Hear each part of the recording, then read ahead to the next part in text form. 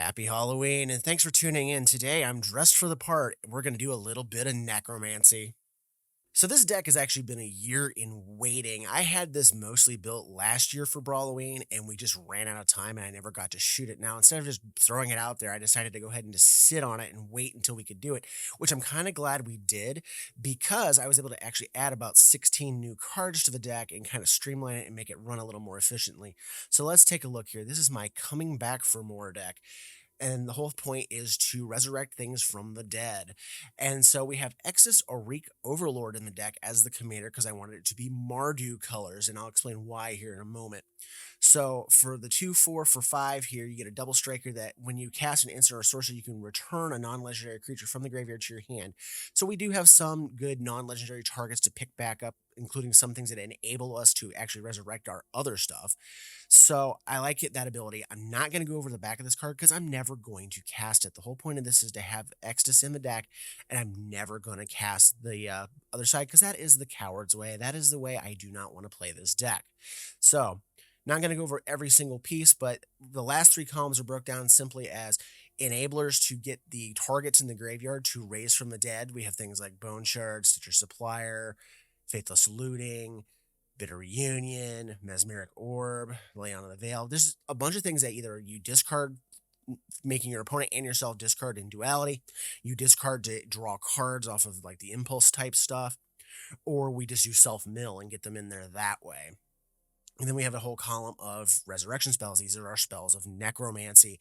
So we have things like Null Priest of Oblivion, Priest of Fellright. We have Chainer, which if you discard a card, it allows you to cast a card out of the graveyard. Carter's Vicious Return, Chapter 3, allows us to bring stuff back. Same thing with Elspeth Conquers Death. Same thing with the Eldest Reborn. Unburial Rites, which is one of the best resurrection spells ever printed. And then the new Virtue of Persistence 7-drop. It lets you get stuff out of the graveyard and your opponent's graveyard as well if you need to. So this is a great necromancy ability. And then we just have our biggest targets that we can throw out there. We have things like Phyrexian Obliterator. This thing can mess up certain decks and just cause all kinds of trouble. We have the Shieldred, which actually has its own necromancy abilities on the back. We have Chaos Baylor, because this thing's just kind of fun to play with. We have several of the Praetors in here, including Urabrask, Elesh Norn, and the original Shieldred in here, just as big fat targets to work with and give our stuff haste with the Urabrask, or eat their stuff, bring stuff back with Shieldred, neg out their little guys that are trying to beat us down with Elesh Norn. We have two of the Gear Hulks here with Noxious Gear Hulk and Combustible Gear Hulk. We have Ancient Copper Dragon and Ancient Gold Dragon. They just make good targets to bring back from the dead, and they do good things for us. And then I threw in, just because, the Balrog Durin's Bane, because it's a good resurrection target, and if it dies, you get a benefit out of it as well. So this is a deck. Let's take a look, and let's see what this Necromancer can do. Eriette of the Charmed Apple. Let's see if our Overlord can overwhelm her. Sure. We have ways of discarding Elesh Norn into the bin. Let's go ahead and play this tap, dig a little deeper, like this as well. Give us some removal in case they get some early threats down. So the goal here is I'm not going to cast the backside of Extus. That's what most people do, is they play that, and I'm not here for that. I'm here for playing the variation where I don't do that kind of thing. So we'll let this enter tapped. And that's an instant. That's sorcery. Don't care. So we'll just go ahead and hang on to the Faithless Salvaging. We'll probably use that to dump her into the bin. It'll rebound, depending on what we got going on. Let's go ahead and salvage. We'll throw Elesh Norn in the bin. No big deal. We'll go ahead and do it again. We'll go ahead and throw the... Oh no, crud. We'll throw the Swamp. That might be a bad idea, but we'll see. So we'll play the Savai Triome. Go ahead and play this. So we didn't miss our land drop. We could have been severely punished for screwing around with that, but I'd rather have the Pirate's Pillage for other targets to go in the yard or to ramp and draw later. There's Halvar. Halvar can just go to the grave, because that is really, really dangerous with Eriette. Alright, so... I don't really care about Carter's Vicious Return. damaging anything, I'm just going to play it and let it do its thing. And we'll just play that as a land. We got to keep our lands flowing. We can't just keep falling further and further behind. All right, so we have Chainer. We can discard a card. 1, 2, 3, 4, 5, 6. Virtue of Persistence can go. I'd rather have Chainer and the Pirate's Pillage, to be honest. Let's throw Chainer. This serves a double purpose. We do Chainer now. If Chainer's still here or not shut off by like something that causes that to happen, then Extus can come out with haste, because Chainer only looks that it's played from outside of your hand. It doesn't care that it was the command zone. And they're just gonna despark it anyways, so it doesn't matter. And I'm okay with that, because here comes Elishnorn to say hello. Yeah, let's go ahead and play Extus. And do I have anything to bring back? I do not. So let's just go ahead and play the Bitter Reunion. I don't need to worry about the Pirate's Pillage so much. Alright, that gives me some options. Elishnorn can come say hello. I guess they should have saved their despark for something else. I'm okay with that. Extus can come back to the command zone. There will be other options. Let's go ahead and play Urbrask. And we'll swing. And we'll just wait. If they blow up Urbrask, then the Bitter Reunion can still be used to give our stuff haste. Again, doesn't matter. We have so many ways of bringing stuff back. As long as they're not exiling stuff, I don't care. Alright, so I can't target them with the Combustible Gearhulk next turn, so I cannot play it. So we're going to have to hold off on that particular plan. Let's go ahead and... I'm going to big score, and I'm going to discard the Mire Triton. Alright, so I have a Mishra's Command and a Crux. No, because I don't want to discard the Gearhulk. We don't have our mass resurrection stuff in our hand yet. If we had it, I think I would go ahead and do that, but that's fine. They can play their own Elishnorn. No big deal. We have Crux of Fate. I'll detonate it here in just a second. Alright, so... Or I can exile it. I kind of like that plan better. That way they can't get it back. I mean, I could have done the One Ring, but doesn't matter. Because the more they lean on that, the more damage they take.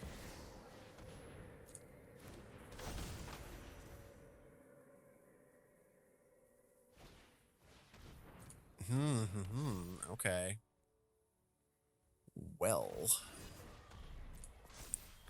I'm kind of surprised they didn't put it on the Hateful Eidolon just so they could gain the life back.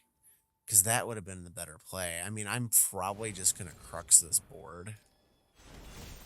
Because I don't want to deal with a 9/11 Eriette of the Charmed Apple.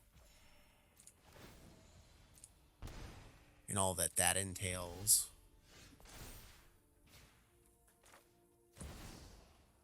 All non-dragons. Go away. And let's see, what does that leave us with? Palantir, probably. Because then at least then I get to mill some extra stuff into the yard. Elspeth Conquers Death gives us some goodies. Faithless Looting can go down. We'll leave the Gearhulk on top. If they want to put that in the bin, they can take 6 for it.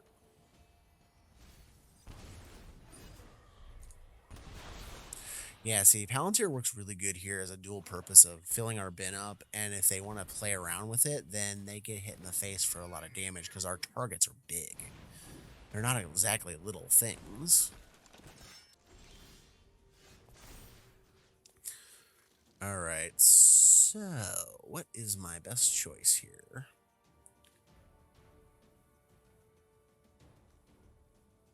Probably the Gear Hulk, just to smash that Archon.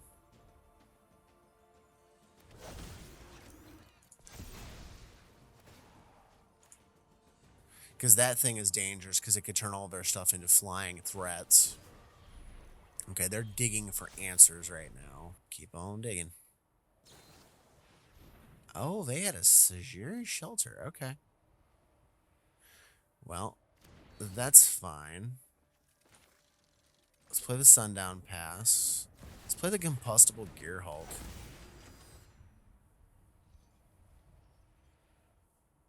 So they can either give me cards or they can mill me. Either way, I win. And if they mill the big stuff, they get to get blasted for it. Okay, well they gave me a late to dinner, which is freaking awesome. Let's do, what do I want here? What do we got in the yard here that's worth? We got 2 Praetors. I can only do this for 2, so that doesn't do me any good.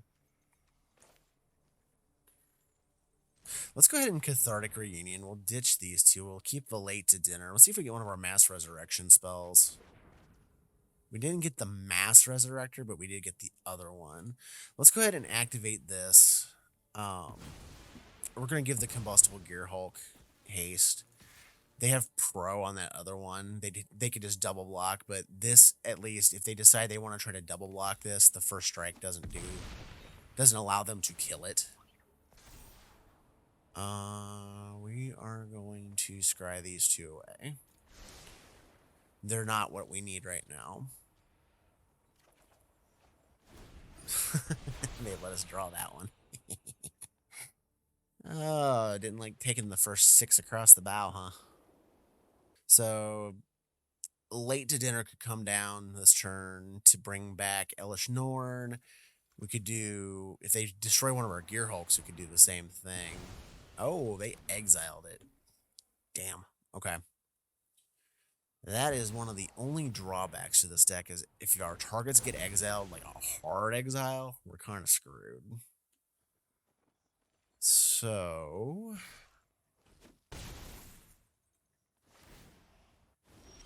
Alright. Let's do the Shattered Sanctum. Let's do, because they take 6.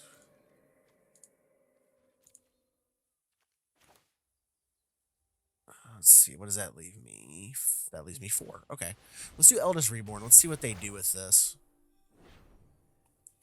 Either they're sacking the Archon or they're sacking Eriette. I don't care which. Alright, let's go with late to dinner. Let's get Elish Norn back. Let's swing for 8. So they're at 2. They have to kill it. Oh. Yeah, I'm just going to leave that on top. They can't afford to let me... Yeah, they can't afford to take the damage. They die. And if I get that, next turn I just blast them in the face with the Archangel's Kicker ability. Toski, Bearer of Secrets. Okay. Ooh. These are things that make Toski not like us. I'll keep it. Just need more black mana to work with. Because of that quad black on the Obliterator.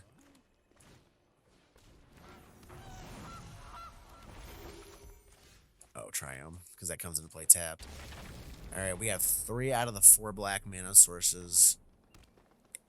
I kind of want to hope they get the Toski down just so I can slam the Obliterator and laugh. We're going to play the Springs. Not going to meat hook. Now, if we get to the point where they have a bunch of stuff down next turn, we might meat hook anyways instead of playing around with the Obliterator. But against mono green, Obliterator is hilarious because the only way that mono green can kill stuff is to deal damage. So that means they would end up killing themselves anyways. Alright. I'm trying to think of what like the best option here is.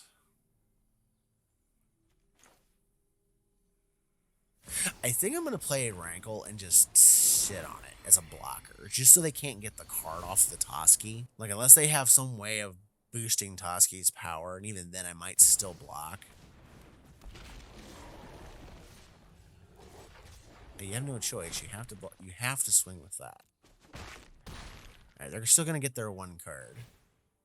Give me a black mana. Black mana it is. Let's see if they fold.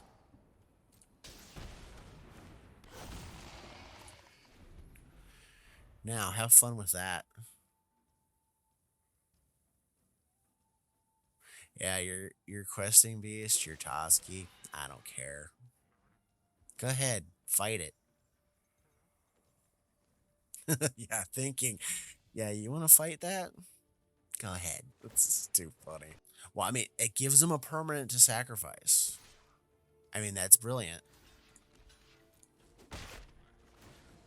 They can sack the food token. Well, they sacked him so they didn't have to attack. Yes. All right. I'm trying to think if I want to make them discard or if I just want to make them mill. I think I'm just going to make them mill. I want things in the yard.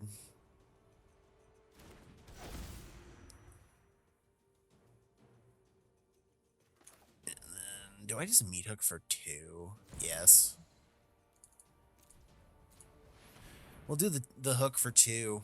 Get rid of the Gilded Goose, and then they can't keep generating food tokens.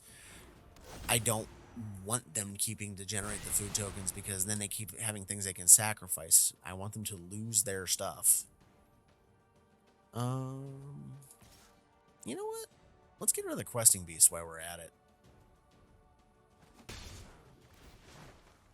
Let's go with sack a creature, and why not?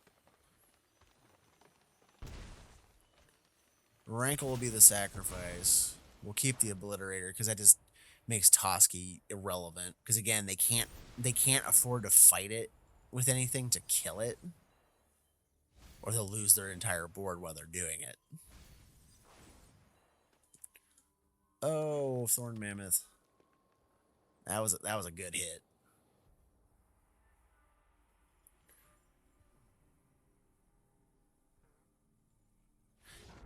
Yeah, that Obliterator is just like, nope. Nope, nope, nope. Doesn't work.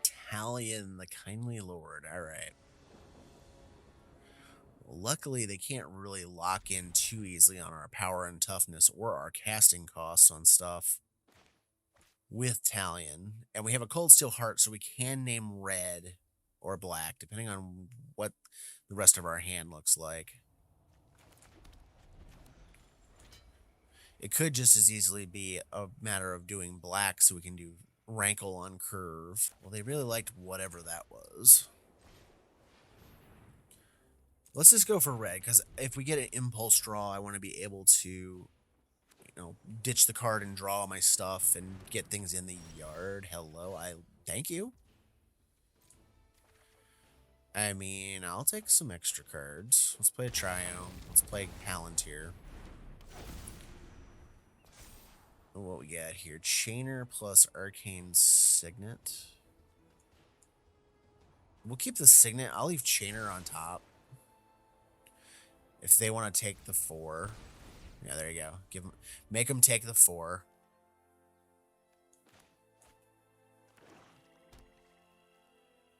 So we know we have Arcane Signet coming next turn, which would then give us the double red we need for our Brotherhood's End or Urabrask.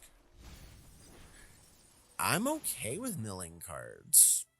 I hope you realize this. And what does this do at the end? You can exile creatures or planeswalkers. So Chainer's been exiled, and that's okay. So let's do Needle. Do I do Needle Verge? What do I do here? Yeah, let's do Needle Verge Pathway. I think right now we just need to hit hard and fast. Alright, so Meat Hook can go on the bottom. We'll let the Unburial Right stay on top. They can take 5, or they can let me draw it. And I mean, that's almost always the way it goes. They almost always make you mill the first shot, and then they let you have everything else. But so far, Palantir's done a great job in this deck of dealing damage when it goes off the first time.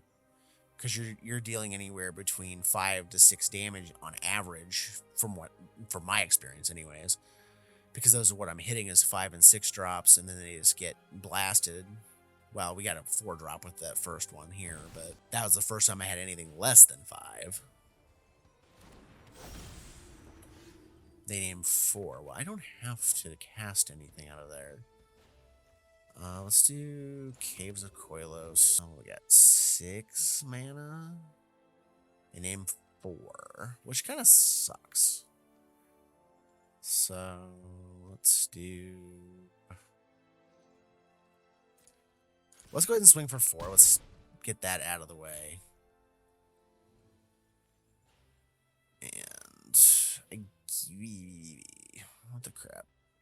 I'm just trying to see, like, they have Chainer exiled, and that's all they got exiled. I'm trying to think of, like, what I want to get rid of or what I want to do here.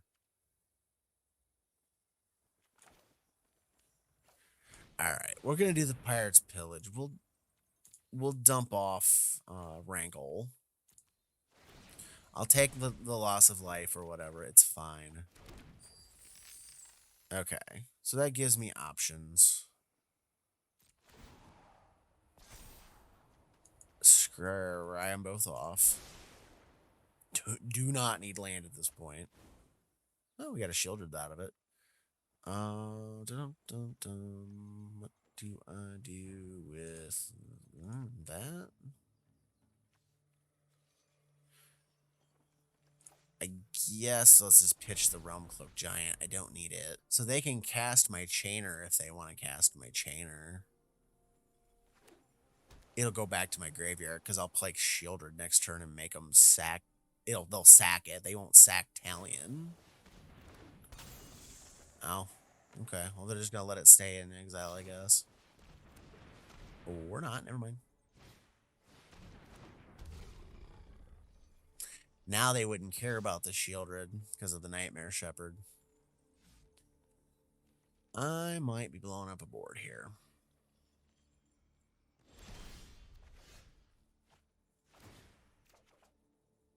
I mean, that's a great way to get Fairy Mastermind to do its thing. Yeah, we'll play the Shattered Sanctum. I don't have any. Oh wait, Priest of Felrites has haste. Never mind, I'm an idiot. So I could do that, bring that out, and play Shieldred.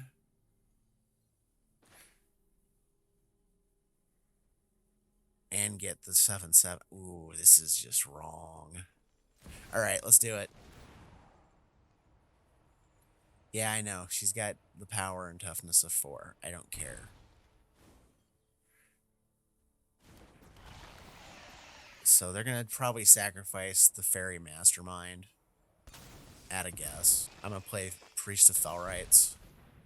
I'll take the damage. We're going to activate the Priest of Felrites. We're going to get back the Realm Cloak Giant.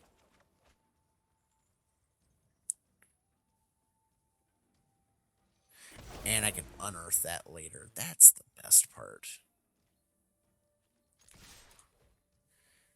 7. Basically, this is 8 guaranteed.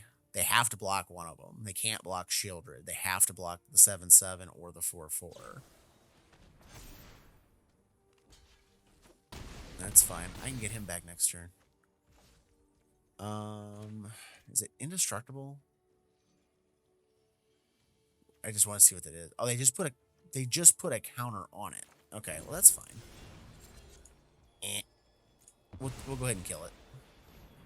I just want to make sure they didn't give it the indestructible, because even if you neg it after they give it indestructible, it'll still survive.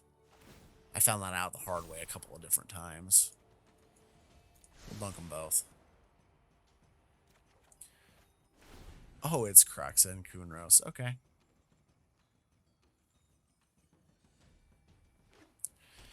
That felt a little dirty, but that's what a Necromancer does. You bring back the dead and just smash face. I'll take the giant going back to the yard. I have unburial rights and the priest.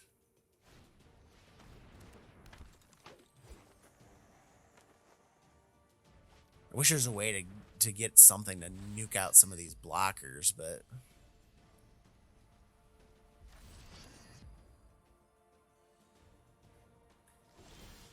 all right, 1 mana open, so we got to be careful. We can't play Extus right now. Ooh, never mind. I don't need to do a bloody freaking thing. Kicker, kicker. Because I'm cheeky. Kill that and that.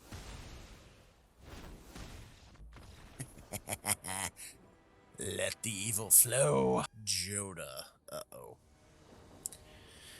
I played in the event they had last, like, just at the middle of this last week, where they had the 5-color alchemy deck with legends, and oh my god, that deck was so stupid. I don't know, it was so silly. Let's ditch the Mire Triton and the Blood Crypt. No, because that's 2 colors that we actually need. We'll go ahead and do that. I want the resurrection spells. The Stitcher Supplier is just really good. Let's drop this for now, and then we'll do Signet, Stitcher Supplier. Alright, got a Woe Strider out of that. Then 2 lands. That could come back to haunt us later, but I guess we'll find out. Alright, there's... Ugh, Tyvar. Yuck.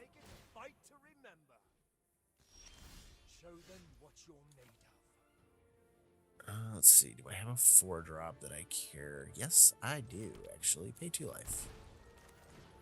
We'll sack the Stitcher Supplier. Pew pew.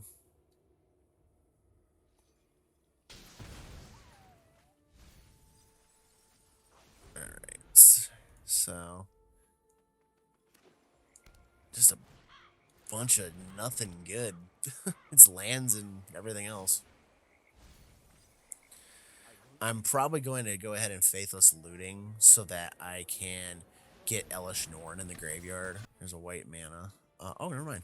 I don't even have to do that. Yeah, there it goes. And the best part, Tyvar can go away.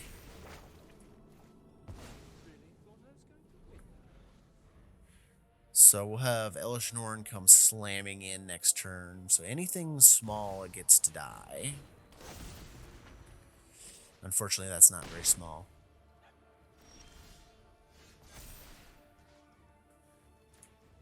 So let's get Elish Norn on board.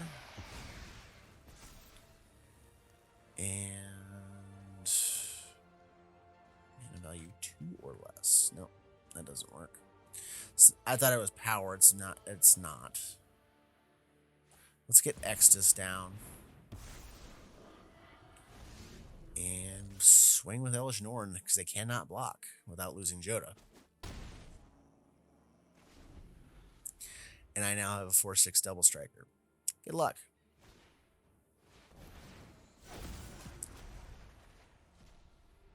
What is this? Rona. Okay. I was thinking it might have been LSO Core, but now they can swing, but I can still put Extus in front of Jodah if they don't. Oh. Finality of Eternity. Okay.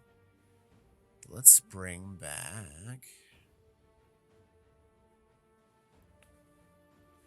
Let's bring back the Woe Strider. Let's get the bigger fat on the board. Let's see, 3 with X toughness or less. So I can't. They all have big butts. That's the problem. So that doesn't really do me any good. Let's Faithless Looting. We'll bring back the Mire Triton. Death Touch is better. Ditch the Ancient Brass Dragon. Ditch the... Actually, we'll go ahead and ditch the Mire Triton again. Play the Temple. Scry, see what we got. All right, it's a land. We'll leave it on top because we're going to need that land. And we'll pass turn. So we have a Brass Dragon in the graveyard. We can use Shieldred's Restoration to bring it back. And I can kick this, so...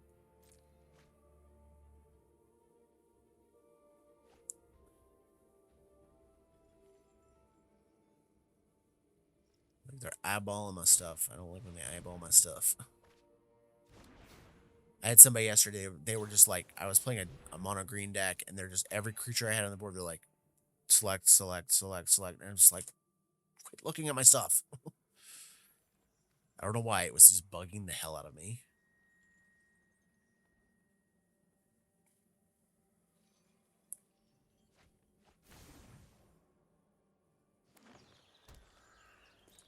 So they can hit us with Rem Careless. I don't know why they're not.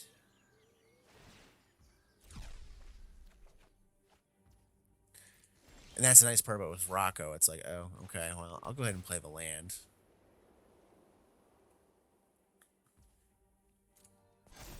And then, what do we have in the yard again? Here, we got the Brass Dragon.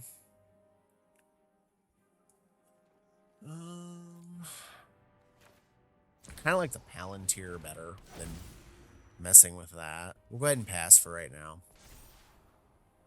Oh, Gear Hulk. Nice. Go ahead, take the 6, and then I'll bring it back with the Restoration. Every time. Every time they put that first card in the yard.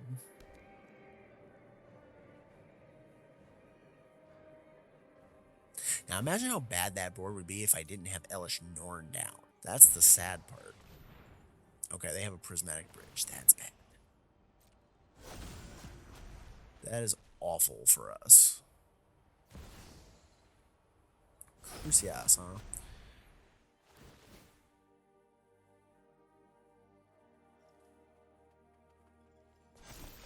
Alright. Get her through her thing. I'm probably going to sack a goat this turn just to see what else I got coming up soon. Because right now the play is probably to pay 7 and get the Gear Hulk back just so I don't have to take the damage. Alright, resolve that. I want to see what's on top and see if it's like something I really give a crap about. Because sometimes there's things I don't want exiled. A Choop Choop, huh? Well, that would cut some stuff down to size. Let's leave it on top. It can get exiled. I'm fine with that.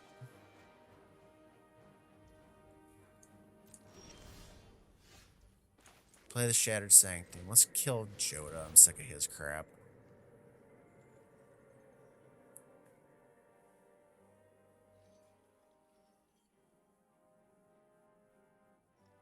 Because this would actually this is actually going to be a 3-for-1 if this resolves.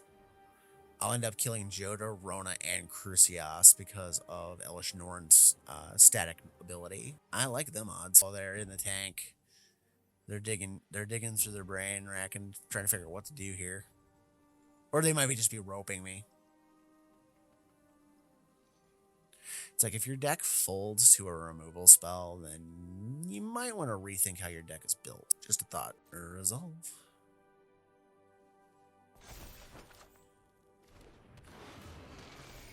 Bye, Jodah.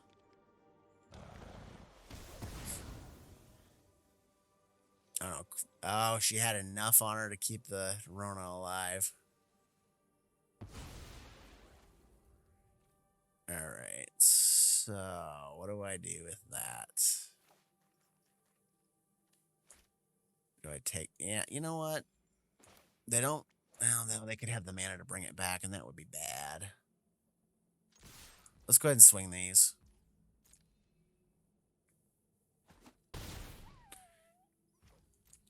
Was that the waving of the white flag? You do realize Extus has double strike, right?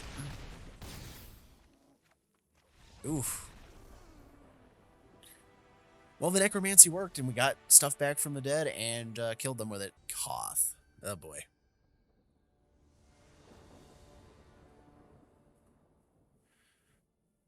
This could be doable.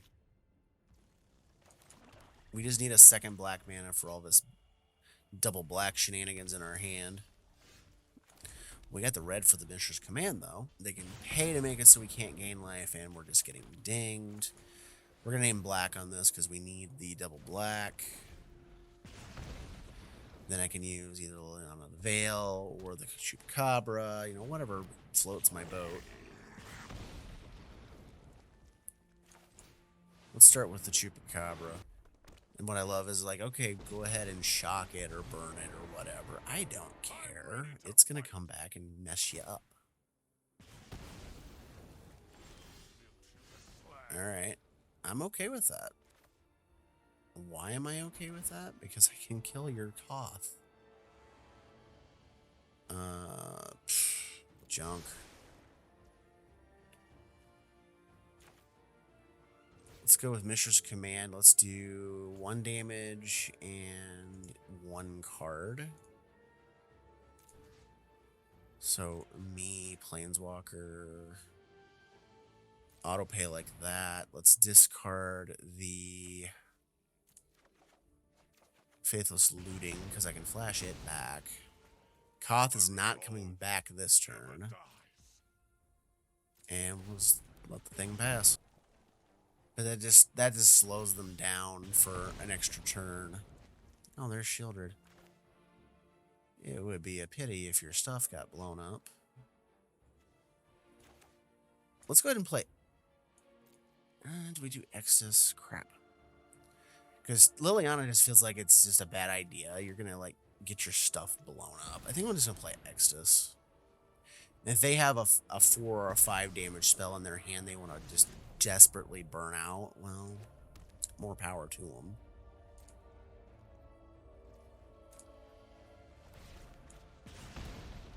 And if they spend their entire next turn playing Koth, Shieldred's going to munch on Koth. Say they got that, and that's fine. And you know what? I'm going to decline. It can go to the graveyard. Alright, I'll sit on Shieldred for now. Let's do...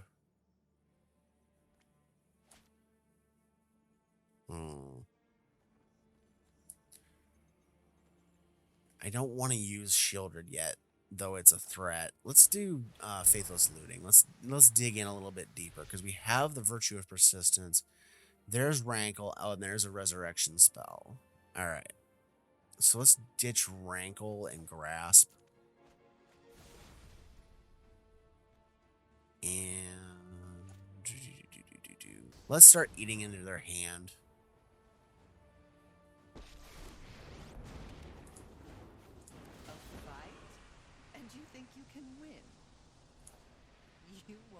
We'll dunk Shieldred. Because I can always use Shieldred's Restoration and just pay the 5 life to the mana value. Or if I draw a land, I can just kick it. And I don't care. So either way, I get to nuke some extra cards. Oh my. That's a problem. Or we have late to dinner, you know, whatever. +1. They're not playing anything, so let's just get rid of the Meat Hook Massacre. And rather than take the damage, just... well, shoot. Do I really want to use that yet, though? Yeah, let's use late to dinner. Let's get Extus back online. Pass turn.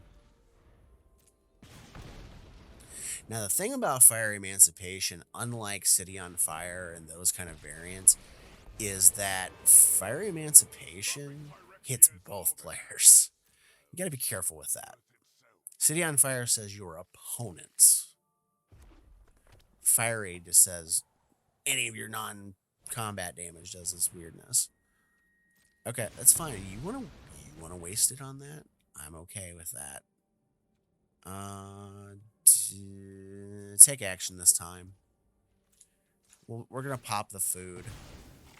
Gain some life. We're gonna need to against all this. Alright, so let's play the land.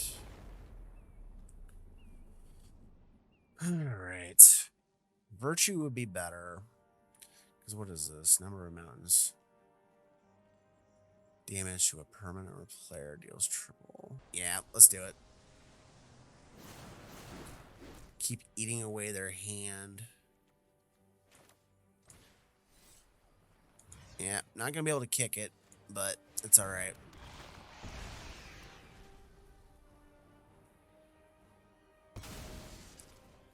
Get that off the board.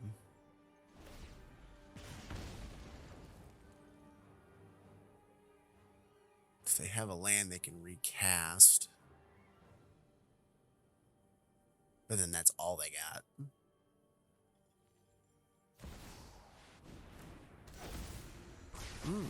Okay. That doesn't hit planeswalkers? Each creature. Okay. Alright. So annoying. Now they have a treasure they can recast Koth off of. Alright. I've not gotten to do Liliana the Veil doing this shenanigans, so let's do it. I'll take my zombies and leave. Let's see. Pile by itself with the land and the treasure and that. So 4 lands. Yeah, we'll do it like that. Let's see what they do with that. Again, I've never been able to get Liliana up to a -6. They usually blow it up before I ever get there. Let's see how evil I am. Which way this is gonna swing? Because they either get 4 lands and they get to keep most of their stuff, or they get. Wow, they let it all go. Okay. All right. Well, we got rid of the damage tripler at least. I mean, that's not to say they don't have something else up their sleeve. But Koth is not coming back anytime soon. Becomes tapped up. It's a card. They have nothing tapped, so that's not great for us. This is... I'm just trying to... I couldn't remember what... Because there's 2 versions of Baylor. There's the Chaos Baylor, and we're going to target them with this. And we're going to do this to us. So they're going to discard. We're going to get the perpetual damage.